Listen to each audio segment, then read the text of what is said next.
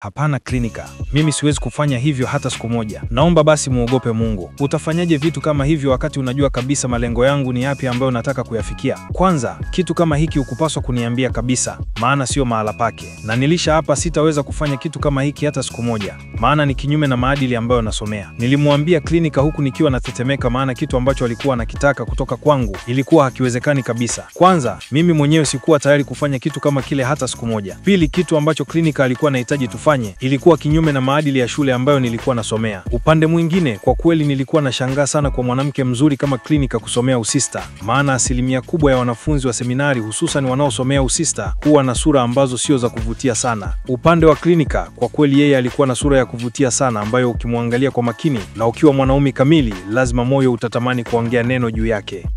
Akiwa kidato cha kwanza seminari ya kuhifadhi jina, aliweza kusababisha mapadri wawili kutolewa cheo cha upadri kutokana na kushindwa kuvumilia hatima kutembea naye. Sio mapadri tu, pia hata wa seminari, wanafunzi wa kiume wanaosomea upadri walikuwa wanafukuzwa, hususan shule ambayo nilikuwa nasomea mimi. Shule nyingi za seminari huwa zinatenganishwa, yani wanaume tofauti na wanawake tofauti. Ila shule ambayo nilikuwa ninasomea mimi ilikuwa shule moja kubwa ambayo ilikuwa imegawanya mara mbili, wanawake tofauti na wanaume tofauti, lakini ilikuwa ndani ya uzio mmoja. Hivyo kwa uzuri ambayo alikuwa nayo Klinika, kwa kweli waseminari wengi walijikuta wanasahau kile ambacho kilikuwa kinawaleta pale shuleni na kukuta wanavunja amri ya tatu ya Mungu na hatimaye wakikamatwa wanafukuzwa. Upande wa Klinika, yeye alikuwa hafukuzwi hata ikiwa kitokea kuwa mkakamatwa mnafanya ugoni, basi aliyekuwa anafukuzwa alikuwa ni mwanaume. Hii ilitokana na baba yake alikuwa tajiri sana, pia alikuwa mchungaji. Uzuri wa Klinika kwa kweli hata mimi ulikuwa unanitesa sana na kutamani kuvunja amri ya tatu. Ila kila nilipokuwa nakumbuka mazingira ambako nimetokea, nilikuwa na hapa sitaweza kufanya kitu kigumu kama hicho. Ugumu wa maisha ya nyumbani ambayo ulipelekea hadi kubadilisha dini kutoka Uislamu hadi kuwa Mkristo aliyokolea, hatimaye kuchukuliwa na wazungu na kwenda kuanza kusomea upadri, ndio ulinifanya kupinga kile kitu ambacho Klinika alikuwa anakitaka kutoka kwangu. Laiti kama mama yangu angelikuwa na kazi yoyote, hususan hata angekuwa mwalimu, basi kwa uzuri ambao alikuwa nao Klinika, kamwe nisingeweza kuendelea kuvumilia.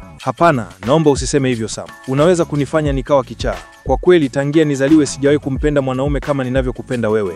Sawa, najua kama hapa tulipo hiki kitu ni kinyume kabisa na hairuhusiwi kufanya, lakini naomba nipe hata mara moja. Najua itakuwa vigumu kwako kufanya kitu kama hiki, maana utakuwa umevunja sheria nyingi sana. Moja, utakuwa umevunja sheria ya Mungu na dini.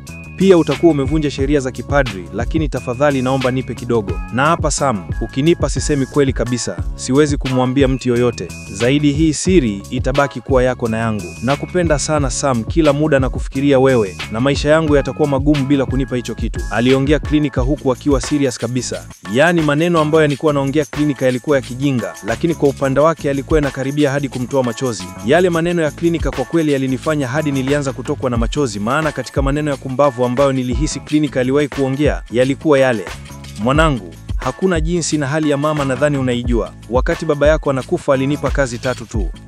Kazi ya kwanza aliniambia kuwa nikulee katika maadili mema ya misingi ya dini ya Kiislamu. Kazi ya pili aliniambia nihakikishe na kupatia elimu bora ya duniani na elimu ya akhera. Na kazi ya mwisho alinipa nihakikishe na kufunza kuishi maisha vizuri na watu. Mwanangu, kazi ya kwanza na ya pili nahisi naelekea kushindwa. Mwanangu, nadhani unajua unaenda kumaliza mwaka hujaenda shule kutokana na hali ngumu ya maisha. Moyo wangu unaniuma sana, maana kile ambacho alikiongea baba yako kabla ya kufa, leo tunaenda kukivunja. Leo hii nakubadilisha jina lako kutoka Ibrahim na utakuwa unaitwa Samueli, ili mwanangu usome na kuwa na maisha mazuri. Najua hata wewe hupendi kubadilisha dini kutoka dini ya baba yako na mama yako na kwenda dini ya Kikristo, lakini hakuna jinsi. Mwanangu, unachotakiwa kuelewa, dini zote ni dini za Mungu na hakuna dini nzuri na dini mbaya. Hivyo na kuomba ukubali ombi langu, na kesho utakuja kuchukuliwa na kupelekwa kwenye hiyo shule kwa ajili ya kuanza masomo yako. Naomba ukienda kule kazana kusoma mwanangu, ili uje kunisaidia maisha yangu mwanangu. Hivyo nimeamua kwenda kinyume na matakwa mawili ya baba yako, ili mwanangu usome na kuwa na maisha mazuri. Sitaki mwanangu uje uishi maisha kama ambayo tunaishi sasa hivi, maisha ambayo yalipelekea hata baba yako kufa kinyama. Nilikumbuka maneno ambayo alikuwa anaongea mama yangu kabla ya kuondoka kuja shuleni. Kwa kweli sikutaka hata kumuona Klinika. Nilichofanya, nilianza kuondoka pale huku moyo ukiwa unaniuma na machozi yakiwa yananitoka. Kuondoka pale sio kwamba nilikuwa simpendi Klinika, ila moyo wangu ulikuwa unaniuma, maana kama ningesubutu kufanya hovyo nisingekuwa na sifa ya kusomea upadri tena. Ingawa nyuma dini yangu nilikuwa Muislamu, lakini kwa muda ule nilikuwa tayari Mroma mzuri sana na ambaye alikuwa anaijua dini vilivyo.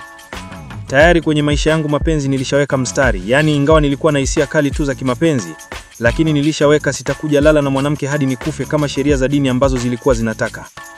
Wakati nikiwa naondoka pale, cha ajabu na kilichozidi kunichanganya, Klinika alinifuata na kunishika mkono.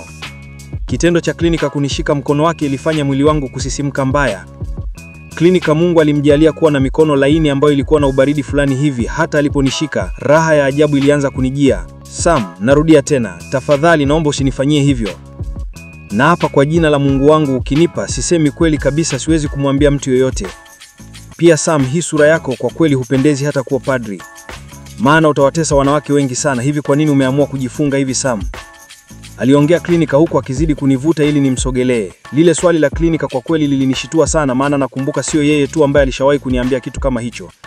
Nakumbuka siku moja nilikuwa tumetoka uwanjani kufanya mazoezi, hata Sister Margaret aliwahi kuniita na kuniambia maneno kama hayo. Hivyo kusikia kwa maneno tena hayo kwa mwanamke mzuri kama Klinika, kwa kweli ilibidi nishituke, maana mimi nilikuwa nasikia tu naambiwa mzuri, lakini uzuri wenyewe nilikuwa siuoni. Kwa mwanamke mzuri na mrembo kama Klinika kuniambia hivyo, kweli nilianza kuamini kama mimi nilikuwa ni mwanaume mzuri.